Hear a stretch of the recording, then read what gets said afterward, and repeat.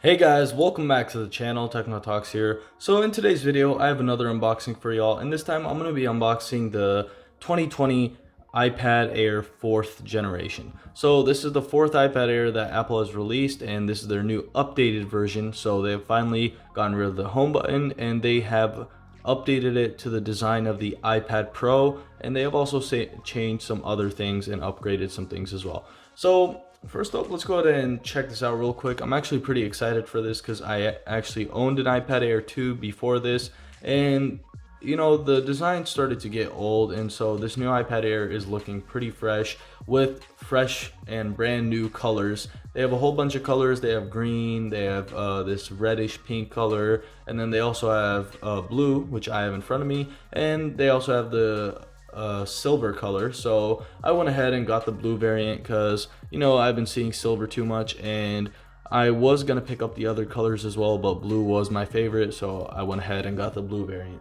So the box is pretty simple, I guess. It's what you'd expect from Apple. You get the design of the iPad in front of it, or the device that you have purchased, and then this left portion says iPad Air and the right also says that.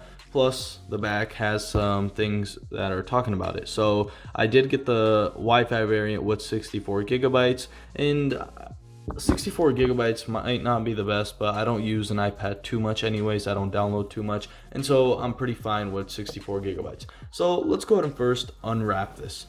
So we do have a pull tab, I believe, somewhere right here, and let's go ahead and pull that off.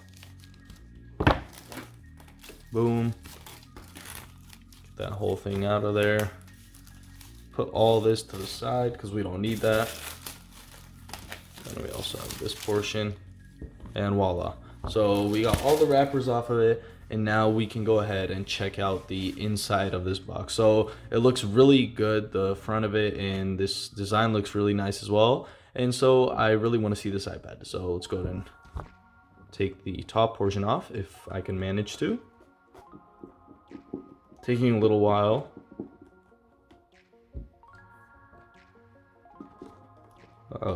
Is it stuck? Okay, so I got the bottom, and now I can pull this, I believe. Just going to get it pulled off, and boom. So the top cover is off. There's nothing in the back, as you can see. And let's go ahead and put this to the side as well.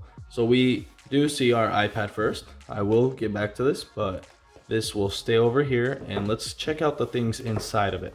So first up, we get the normal we have Apple stickers inside of here, and if you get the cellular version, I believe you also get a SIM ejection tool, but I did not get the SIM card variant, the Wi-Fi plus cellular variant, so I don't have that. We do have a charging brick, which is really nice. You don't get that with your new iPhone 12, so it's good to have it. If you buy an iPad, you'll be able to use this with your brand new iPhone as well. Put that to the side, and we also get a USB-C to USB-C port. So the new iPad Air, just like the Pros, uses a USB-C port, which is really nice to know, and it overall just makes everything better, especially if you're in the Apple ecosystem. You know, your MacBook has USB-C ports, all the other devices have it except for the iPhone. So it's kind of a disappointment that the iPhones have not actually gotten USB-C yet, but hopefully they will. And so let's move on. So we do get a USB-C to C charging cable, and we also get a 20 watt. So this is updated from the iPad Pros, not the M1 variant. The M1 variant does also get 20 watt charging, but the normal iPad Pros had 18 watts. And so we get 20 watts with this iPad Air. So let's go ahead and put this back and put this to the side as well. And now check out the iPad. So this is what we're here for. This is what everyone came here for. Let's go ahead and unravel this real quick. Pull this off. Boom. And let's go ahead and pull it out of the sleeve. It's really nice. Nice packaging, as always, from Apple. And this is the blue color. So it's a pretty light blue. Looks really nice overall. It doesn't look too different from the silver color, but still, you do see the blueness inside of it. And overall, it just looks really nice. So First up, my first impressions of this device and the design. This feels really nice. So we get straight edges, and we also get a very thin device. So this is really thin. Plus we get this beautiful display right here with our front facing camera right there. And we also have a 12 megapixel camera that was put in through the iPad Pro. So it's the same one that the iPad Pro has. So quality wise, you'll get pretty good images if you are taking pictures with your iPad, which a lot of people won't do. So it's not too important.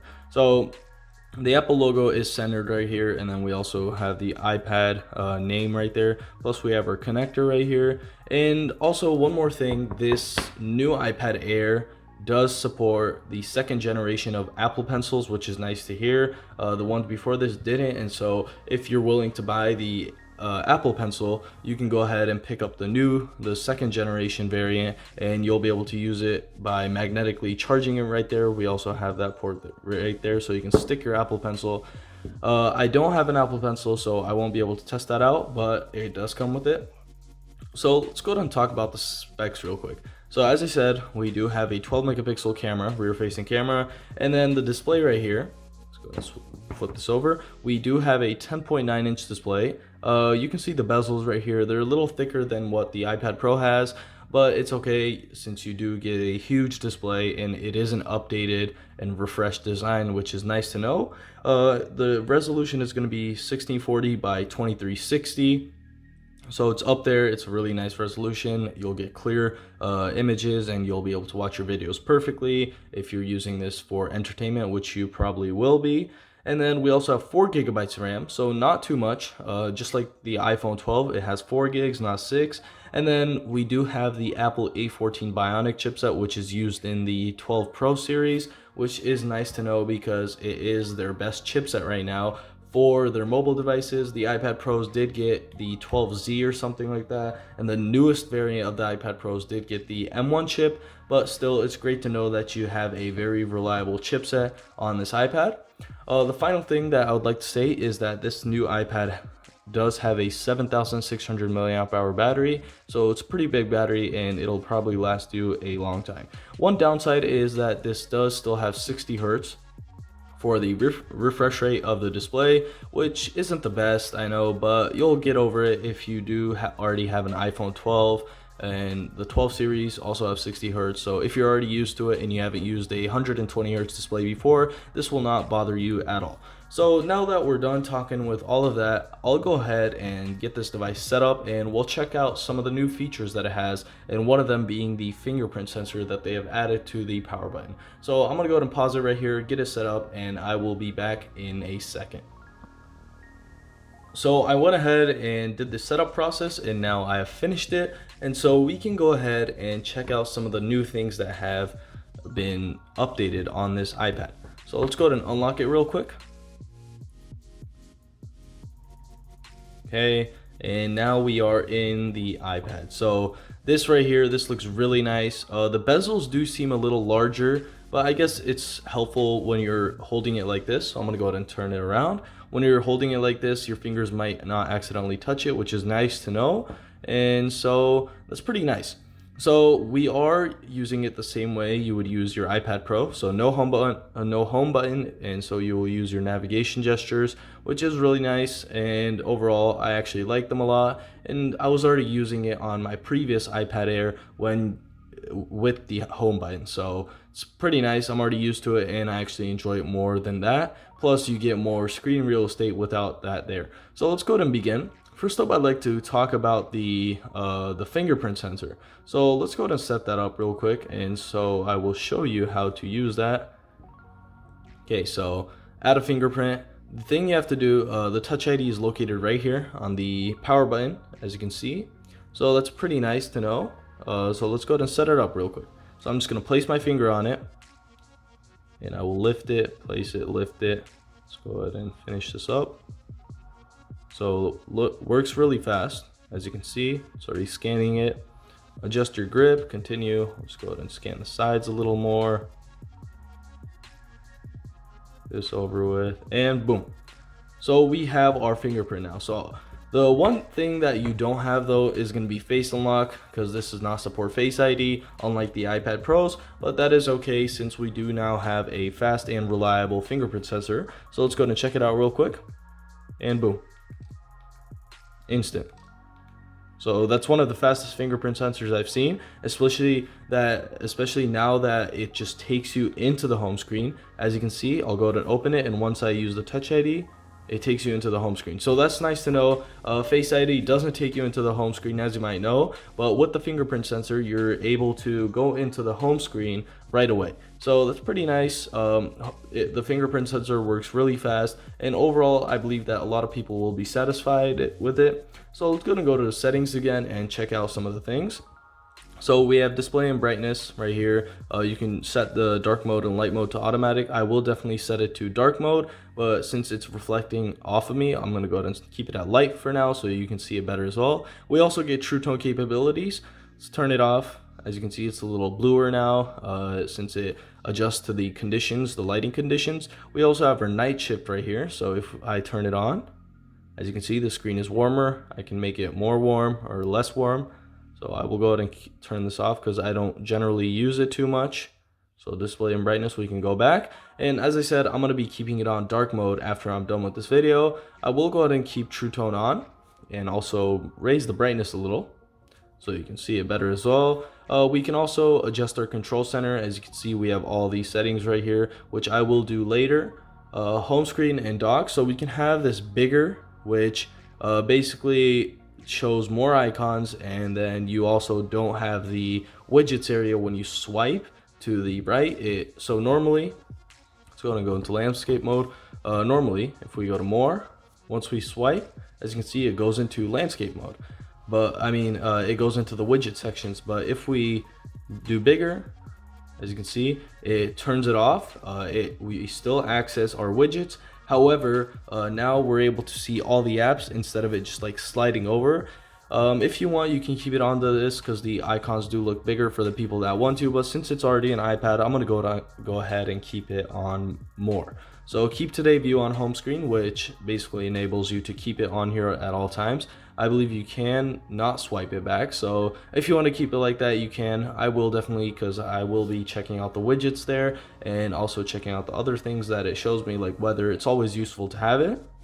So multitasking, allow multiple apps, which enables you to basically drag. Let's say I'm going to drag Safari right here. I can drag it onto here, and I can use this as well. And you can also do split screen mode. I'm not sure how to access it because I haven't used an iPad like this before, but I do use this. Generally, you're just able to add another app from your dock, which is really nice to know because you're able to use a couple apps at once. So accessibility, there's all this magnifier, display, and text size. You can change all that. We can also change our wallpaper, and this right here, dark appearance, dims wallpaper. So once you go into dark mode, it dims the wallpaper color as well, which is nice to know. And let's check out some of the wallpapers here. So we have all these cool wallpapers. I'm going to go ahead and set it onto this because I do have the blue variant, and this is, I guess, the main wallpaper for this iPad with the color.